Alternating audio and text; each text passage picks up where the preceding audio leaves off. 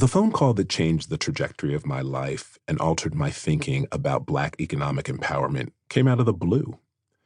At that moment, I happened to be waiting to board a flight from London to Los Angeles and was reviewing notes for a meeting I had scheduled with one of America's leading medical associations, then run by a wonderfully effective Black woman, Adrienne White Faines.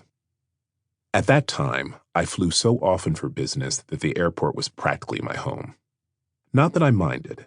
In my varied roles over the years as entrepreneur, market investor, corporate executive, and strategy consultant to behemoth size and smaller businesses, fast-growing startups, international agencies, and government bodies, I'm always in my element when I'm on the move. Travel comes with the territory.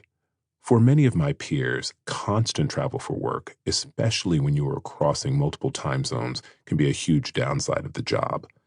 But despite the inconvenience, the perpetual jet lag, and sleep deprivation, I must confess that I find almost everything about departures and arrivals fascinating. Perhaps you've had the same feeling of wonder as you venture through your daily routine, maybe sometimes going outside your comfort zone. Whom will you meet? What will you see? What new ideas might come your way? What unforeseen circumstance might send you off in an unplanned yet possibly fortuitous direction? Or will your best laid plans go awry? In any case, there's something empowering about the promise of untold opportunity looming ahead, which is why step one, embrace the unexpected, can be your lifeline, even in inclement times. My appreciation of all kinds of expeditions probably has something to do with the fact that from a very early age, travel was a meaningful part of my life. When I was a child growing up in North Carolina, my father, Henry Collins, a scientist who left academia to join a Swiss chemical company, regularly flew for business from the 1970s. Switzerland was a frequent destination for my dad, and so was domestic travel to far-flung parts of North America. Sometimes, if we were lucky enough, my mother Adeline, an educator who had been raised in Philadelphia, would take my two siblings and me to go and see him off at Greensboro's airport.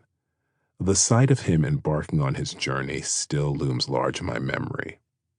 Dad, always dressed in a suit, with his briefcase and carry-on, tall and imposing, striding purposefully towards the departure gate. One of the few Black passengers I remember seeing.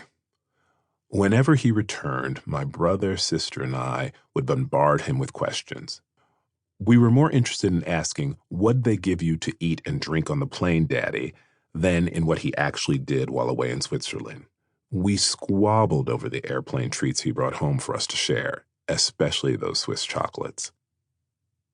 Dad's job and the importance of his work, which had world-impacting properties, were completely normal to me.